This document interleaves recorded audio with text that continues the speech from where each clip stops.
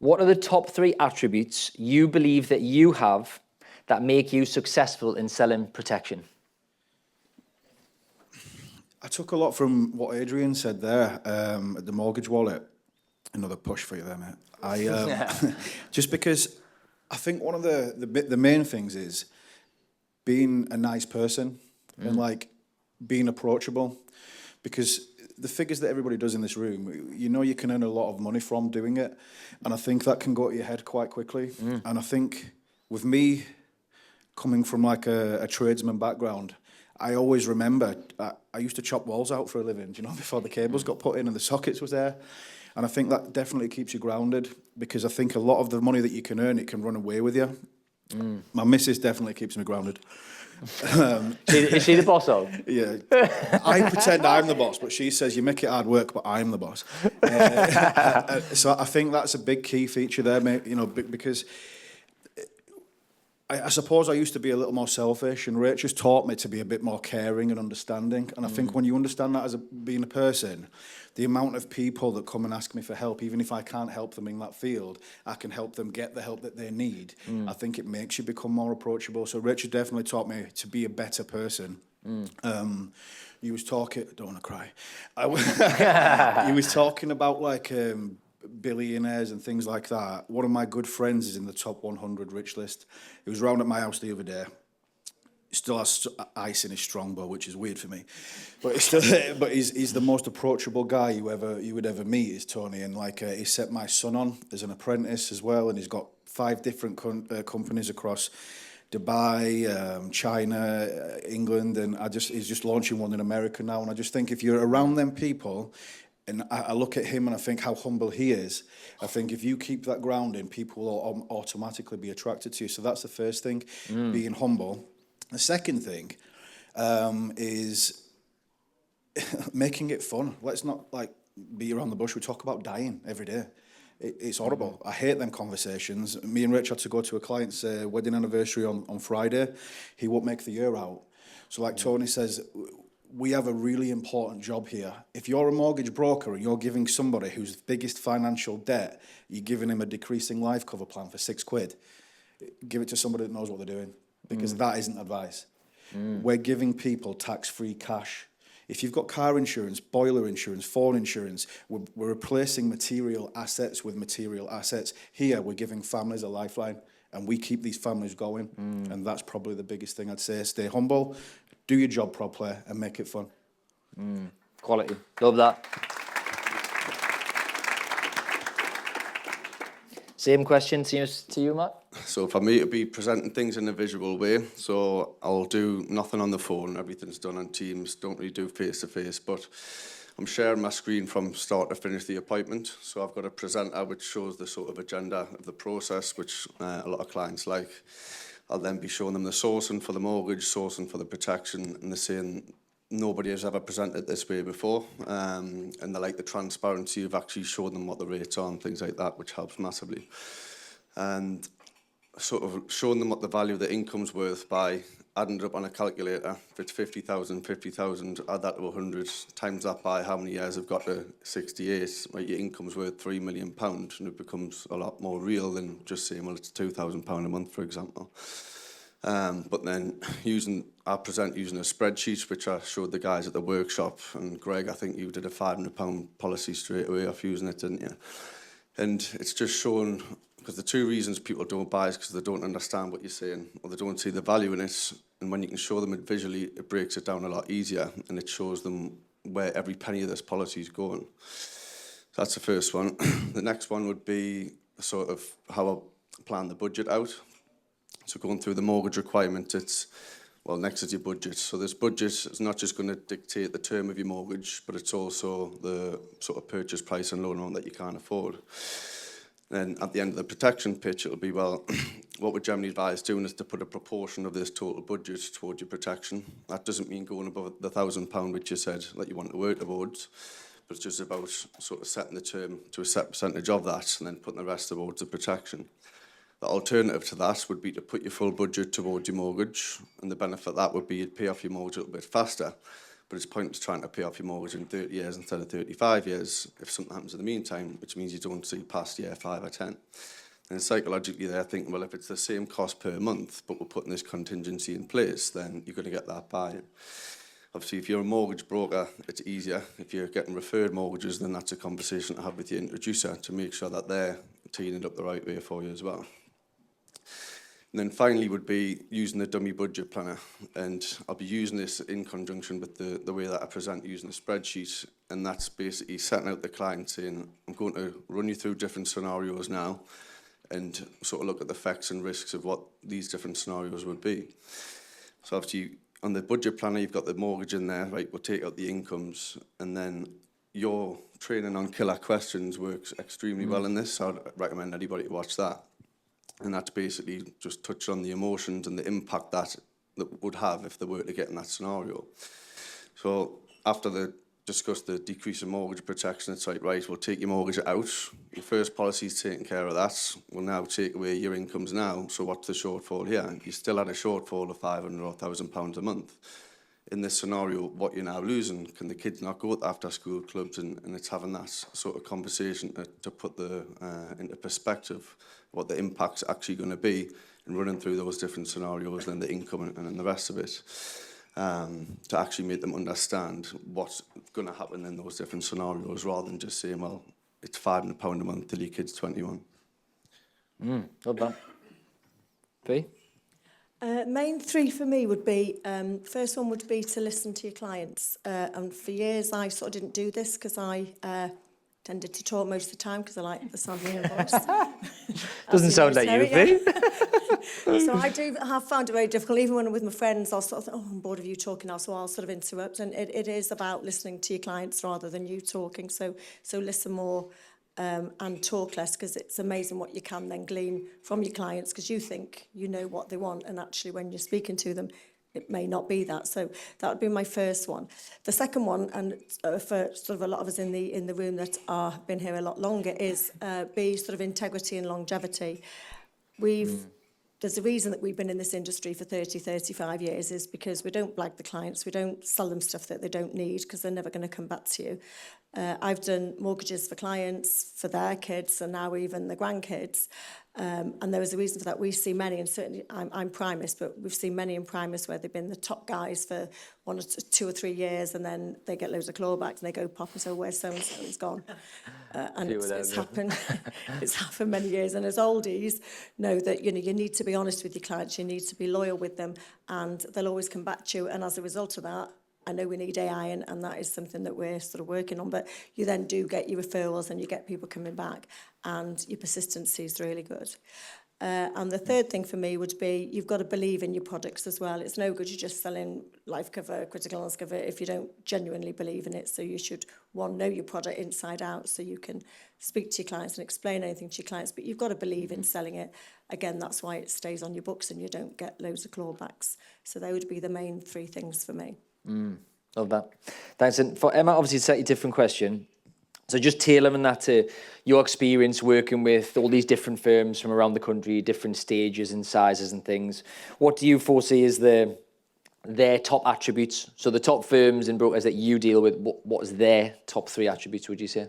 Like you said, I am coming at it from a different angle, but the reality of it is, and what's really reassuring today is everything that everybody's talking about is the same attributes that you see across the industry. So whether you're part of a network, whether you're part of a mortgage club, protection club, you're directly authorised, everything that we've mentioned here and the 2 panels before, there is a consistent theme through it all.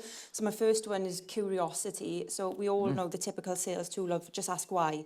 Ask why, until you really get to the crux of things. And I think the more you can find out about a customer, and somebody touched on earlier, whether it's soft facts, I think it was Tony, soft facts, hard facts, get them all down, because the more you understand about the customer, the better a customer outcome you can, provide for them. And I think one of the anecdotal things, and this was for me, sitting in the room today, some people are writing things down, some people aren't writing things down. Everybody learns in a different way. But when you're with customers, actually, whether you're writing things down, you're engaged and you're taking an interest in what they're actually saying. And that for a customer says, oh, they actually want to know about me. So when you deliver a solution for them, it's not generic, it's for them. And that's where they'll see the value in it. I got called out when I was about 25 about never having a notebook in meetings. So now I've always got a notebook. Second one is confidence, and that's not just your own, but then the confidence that you have is what will garner the confidence from your customers. So one of the things that actually I think it was on one of your sessions about people need to know who you are first, then they need to understand what you're about, then they need to like you, and that's when they trust you. So you do need to go through those stages with customers to get their buy-in. But once you've got the part of liking and trusting, these conversations become quite easy then, because they think, right, this person definitely knows what they're talking about and has my best interests at heart. And I think one of the things that I see a lot, especially because I'm across pensions, investments, mortgages and protection, is I think if you aren't an expert in a certain area, so say you focus on mortgages, not so well versed in protection, especially investments, not so well versed, that confidence in product and proposition isn't always there. But don't feel like an objection is a rejection of what you're talking about. It's just that that customer doesn't understand or see the value in what you're talking about quite yet. And somebody else, I think a few of us have touched on as well, you don't have to be confident in every product and proposition. I think obviously, Tony, you do across the piece and you're good at across the piece, but not everybody is. So what you need to do is find somebody who can support in the different areas. So one of the biggest things for us at the moment is everybody's talking about kind of post-budget opportunities and where protection can plug the gap there. And if you're a protection-only advisor, that will be somewhere that you may need to brush up on your expertise.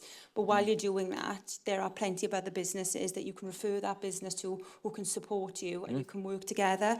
And I think that's probably less of what we see in the DA space, where networks are really good at, is actually that cross referral of speaking to people you know everybody in this room today, or most people will know you, your background, and you've got a bunch of us together to talk to everybody.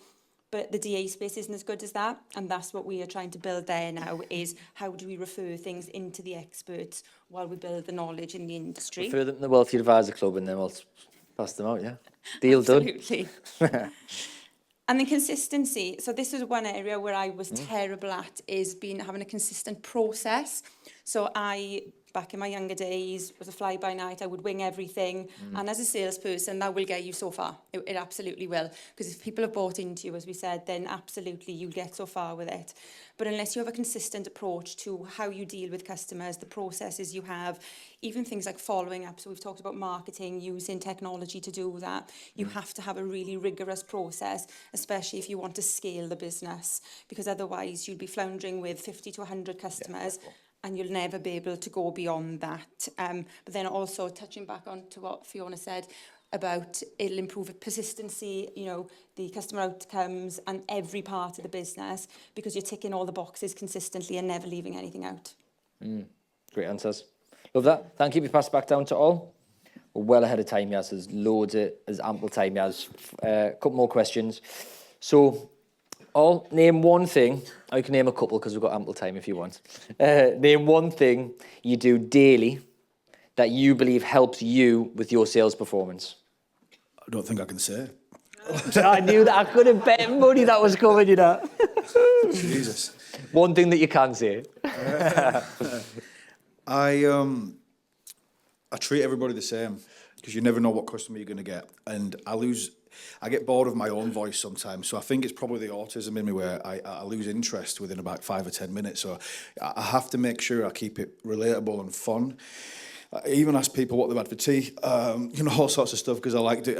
And I think it has to be relatable, because if I remember going for me and Rach to get our first mortgage with Barclays, and she was horrible, weren't she?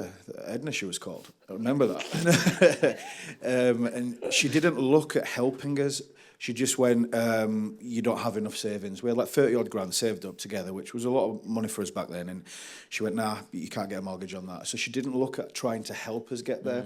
So I always say to clients, And I don't know what it is at the time. I was talking to Tony about it earlier. Like, a lot of my clients these days seem to be having tests, breast scans, you know, like blood tests, liver function tests, and there's a lot of it. I think I had 20 calls last week and I could only move on 10 of them. So I think it's not forgetting them people and making sure you make a note to get in contact with them. How's your test gone? Has everything come back okay? Let's see if we can help you. So being quite organised like that, I would say, is a good thing. Treating everybody the same, but also if people have got certain things or have appointments, don't just think, oh, that's it, I'm not making anything off that. Make a point of doing it properly and doing that.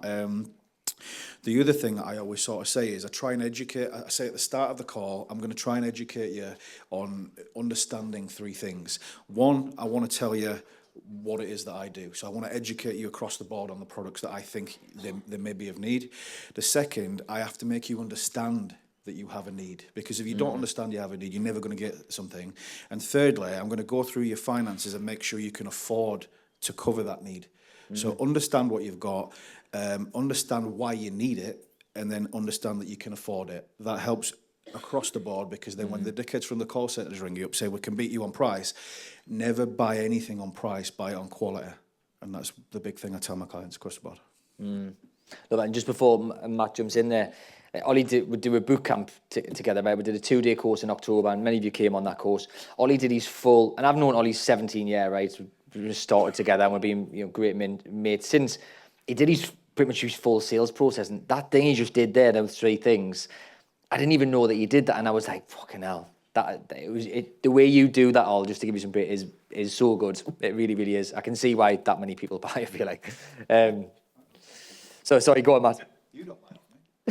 Yeah, so one for me would be journaling, and that's for 2 reasons, and that is to have clarity on the destination that you want to go, and you have to break that down into bite-sized chunks to get there. And that's setting out obviously your yearly goals, quarterly, monthly, weekly, and then every week you're looking at, well, what your quarterly and monthly goals and what are the tasks you now need to be doing to then build you further to get there. And also planning that in. Obviously, a lot of guys have touched on the importance of the time management of your diary. And if you're not designing your life in advance of what you want to do, and that might be time with the kids, it might be self-development with Wealthy Advisor Club videos, it might be the actual appointments in itself, then if you're not designing your time schedule around that, then things are not going to get done, and you're not going to perform at the same level as if you worked as a designer from the start, basically. But the other side of journaling is within the workshop. Again, the guys will tell you I'm a bit of a madman and looking into neuroscience and psychology and things like that. And when you're writing down what your wins are, you literally get a boost of dopamine. And the dopamine is the chemical of motivation. So if you write down your wins every day, at the end of a quarter, you've got 420 wins. If you pick out your top 20, you're then looking at that, you're like, Jesus Christ, I've just smashed that quarter. And that, putting your focus and attention on all the things that you've done well, if you then go into the next quarter, you've got so much more motivation, and it's just like a refresh. You're just constantly refreshing yourself every week, every month, and every quarter. But then it's also reviewing on what you're not doing right. And if you're not putting your focus and attention on the lessons that you're learning, then you might make that mistake again. And if you are, then you're not going, the chances of you making that mistake again is going to be a lot lower. You want another one there? Sorry. love that. I'll give it another one if you want. Have you got another one? Love that. Thanks, Fee. Okay, mine are, and I don't sort of do writing it down, but I sort of analyse each appointment that I've done with the clients to see what I've done well, what I haven't done well, could have I done better, did I forget something? Because even though I've been in the industry for over 35 years, there's a lot of things that you forget or you get stale about or you don't do. So I sort of do analyse each appointment. As I say, I don't write it down, I just do it in my head and think, oh, did I do that right, or was I a bit rude to them this way, or did I not do this? And I think that really helps them with your next client. And then some of the things I do write down so that I can take a look at it and see that, yeah, I should have done that, or I forgot to do that. Or when you go on to one of Terry's sessions on the Monday and the Wednesday and the Friday, and you think, oh God, I forgot about that, because there's a lot of things that you do forget. So it does sort of bring it back and resonate it back to do it with all your clients. And the other thing is, we had another one where I used to work at Rees Rains with Louise, and I don't think the girls, or some of the girls, weren't maybe as sort of professional as they could have been with us. And I'll never ever forget, the client phoned me to speak to me, and the girl actually shouted, yeah, she's just on the toilet, she's coming in a minute. And so from that day on, I've always said to the girls, don't make yourself too accessible and book yourself in the diary and make sure that you don't, as the guy said earlier, don't just make yourself too accessible so that you're constantly answering the phone, because the clients that you know for like 15, 20, 30 years, they're on your mobile phone anyway, so you can answer those whenever you want to. So they do have to sort of book appointments in or say that I'm not available, because I don't think that was a life lesson. I don't think I'll ever forget that one. Love that, thanks, Faye. So Emma, obviously slightly changed question. Just with the firms that you work with and alongside and things, any sort of common habits that you see in them, what they're doing on a daily? Yeah, I was going to pick up on something that George said earlier, and Matthew touched on it as well, is preparation is key for absolutely everything. You cannot move without preparing. So, and this isn't just looking at what you have a week in advance or a couple of days in advance, even before going into a client meeting or any type of meeting. I still meet with customers, still meet with advisors all the time, or with the providers almost every day. But preparation, 10 to 15 minutes before that meeting, just what do you want to get out of it? What do they want to get out of it? And what is a good outcome for everybody in that scenario? Again, anybody who's been doing this a long time, you can go into it, you know the questions to ask, but then you're just getting the basic answers back. Whereas if you're going into it with your set agenda and what your accomplishment will be, you'll get 10 times more out of it. Quality, love that. Pass back down to all. So next question, Ollie, is name one non-negotiable that's in your sales process that you would just never, ever, ever not do.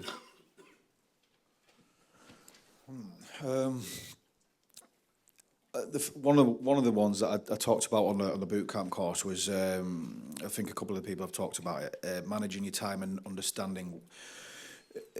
I know, like what Tony says about your Elvis, people come to us because they know we're giving them the best advice. So like one of the big things on my fact find that I've got is at the start of it, I ask them right there and then, are you awaiting any further tests or ongoing consultations with the GP? Because what that does is it immediately cuts that 1 hour, 50-minute call or whatever it is down to about 5, and then we reschedule it in because people want appointments with us.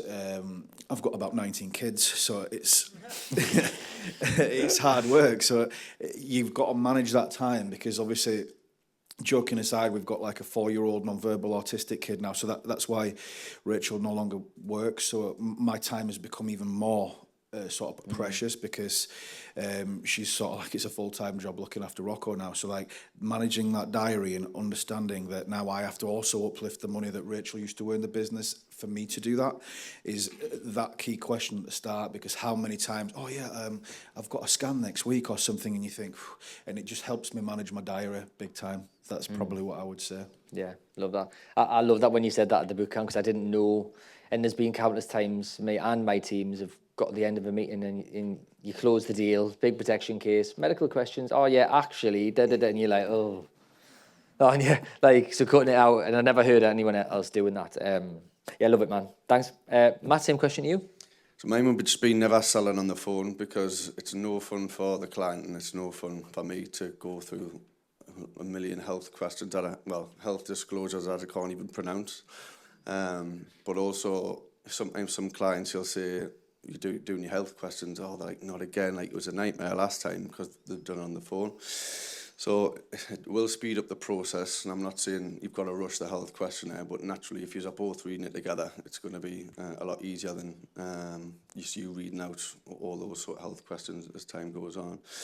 But it's going to be more accurate as well, in my opinion. So speeding up the process, and you're going to get a more accurate sort of outcome for the clients off the back of it, I would say. So you're doing a share screen showing them the medical, aren't you? So you can both see it as you're reading it, aren't you? Yeah, love that. For me, I'm not just a protection advisor, I'm mortgage and protection, which I'm sure a lot of you are here. And it blows my brains when I speak to other advisors and they just are like, I haven't got time to do the protection, too busy doing the mortgages. It's nuts. I don't understand it. Get yourself an admin to do the mortgages once you've spoken to them. So right at the beginning of all my interviews, I will explain about mortgages and protection, spend a bit of time explaining about protection because they know about the mortgage. They don't always understand about the protection, and I cannot understand an advisor that doesn't sell it up front, because if you're trying to sell it once you've got the mortgage or a couple of weeks down the line, you're going to get, it's not going to be very good, or what you do sell is going to be pretty poor. So I would always do it up front, right at the beginning of the interview, would be my advice. Love that. And again, tailoring the question for you, Emma, again, anything that you see in the firms that you work with that's just a commonality that they all do or they all couldn't not do? Nobody shies away from a difficult question. So, and I don't just mean when it comes to medical questions, because that can obviously save the time it does, but even asking customers, you know, if something worst case scenario were to happen, exactly what would you do, and then waiting for the answer. And sometimes it's easy to fill the gaps, fill the silence and go, well, we could do this and we could do this, but you're already giving them a solution and they haven't given you the actual problem yet. So I think, you know, whether you are talking to customers who are just in the investment space with protection needs, whether it's families, whether it's single people, whatever it is, there'll always be difficult questions to ask certain demographics of customer, and you just have to get comfortable with asking those questions. So, you know, single person, no dependents, who are you going to rely on if something happens to you? And then you just wait for the answer, and then that starts that emotive conversation, but then they're already starting to see the value in what you can bring to the table. So yeah, difficult questions from a fact-finding perspective, and then Matthew has a great idea going through the medical questions, because remembering all of those illnesses, as long as your arm, is a difficult one too. Yeah, love that. Get comfortable. That's another Tony Taylor line I was just about to say there. I won't say it's mine. Get comfortable with the uncomfortable questions, right? That's exactly what it is. Sales is questions, right? It literally is questions. The best salespeople ask the best questions, don't they? For sure. Look, that's the last question on. So you might have a few of these, and feel free to say a few if you'd like. So what's the one line that you always say in your fact finds? If there's a couple, I'll say, like, I don't know, let's just call them John and Karen. I'll say, John, you're dead tomorrow. Karen, what are you going to do? Literally, that's it. Like, what are you going to do? Because nobody plans on dying. The amount of times I've heard people say, well, I don't plan on dying, yet no one ever does. You know, like, so, like, what, you know, but, like, I suppose one of the best things I could tell you now, which is sometimes how many people in the room have said, I need cover for me and the missus, Ollie, or whatever. Can you just do it with me? Straight away is no. Because I know how good I am at giving advice, and I know, like, how important it is to get both couples together, you know, both of them, because one, I don't want to be explaining it a second time, and two, I need them both to understand that they're both as important as each other.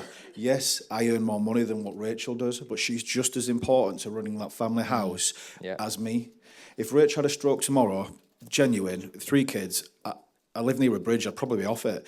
Like, because, like, I can only work as long as I do, and the hours that I do, because Rach is there, one, looking after the kids. So if she had a stroke tomorrow, it directly impacts, one, my ability to earn money, 2, I might end up having to be her carer, and 3, I'm going to need some help with childcare. So when you see somebody goes, oh, I'm just a scaffolder, mate, I'm the main earner, I'm earning 60 grand a year, she just worked part-time, don't dismiss it as just like, you know, nonchalant.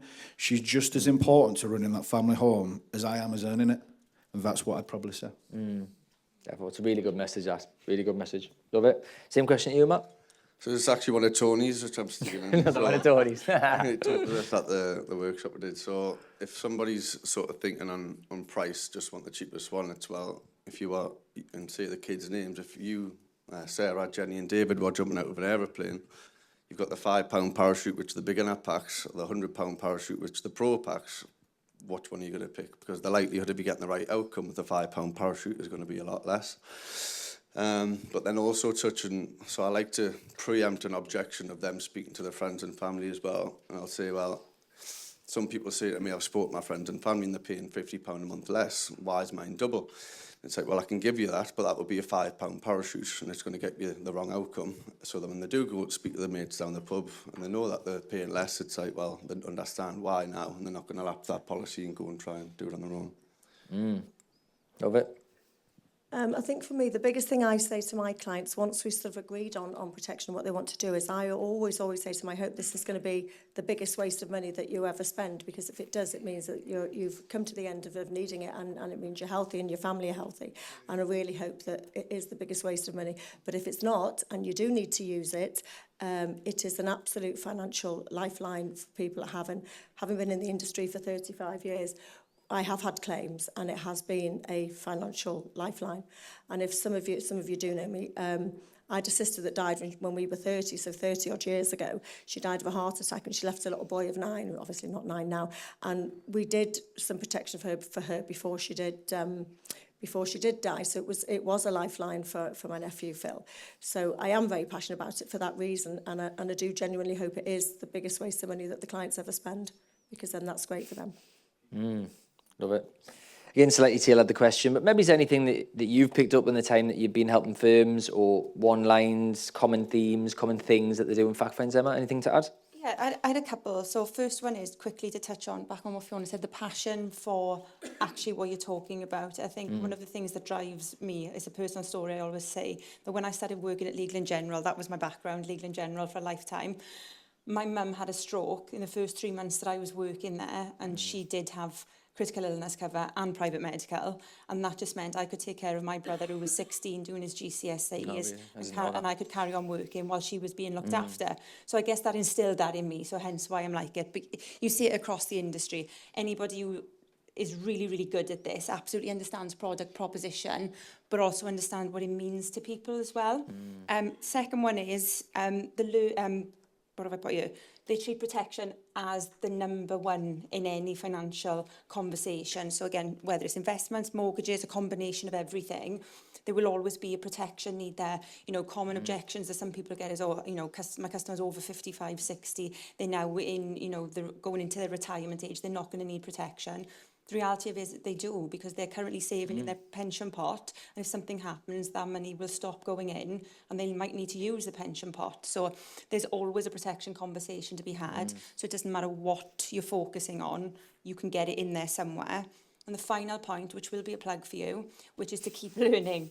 So ultimately, some of the biggest and best firms that I work with across the piece, AI is such a massive buzzword at the moment, and it's a scary word for those who want to be ostriches,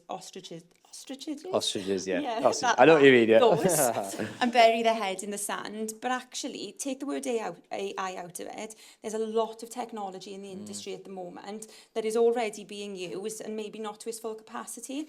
So actually just using the technology that is there to do the heavy lifting, because actually what we are all good at is working with customers, speaking to customers, doing the fact find bits, giving the solutions. So anything when it comes to admin, there's technology that can do that quicker for you, especially the marketing piece now. That in itself, I'm seeing that just get bigger and bigger. And you are right, there are some marketing companies out there who are trying to dip their toes in, but unless you work in the industry and you understand customers and you understand it, they're not going to get it. And you are your own, understanding your own brand and portraying that is great. So yeah, look at what's in the market. There's plenty of technology out there to support. Terry's obviously got his own plugs as well that he can do support with, but there is a lot that can just leave you to do what you're really good at, and that's being with customers. Do what you do best and delegate the rest. Yeah.